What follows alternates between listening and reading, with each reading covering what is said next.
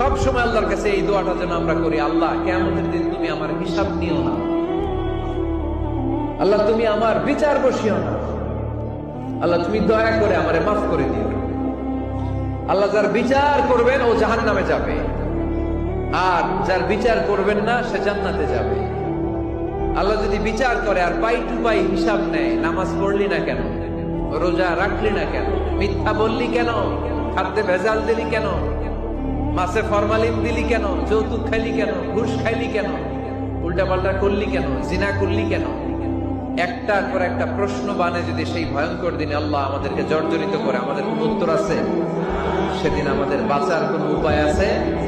তাই আমরা সবাই আল্লাহর কাছে দোয়া করবো, আল্লাহ কোনো বিচার টিচার মানি না, কোনো বিচার করতে পারবো না, দয়া করবা। কথা কয় না? কি করবে? এবার আওয়াজ করে বলেন, বিচার চান না দয়া চান?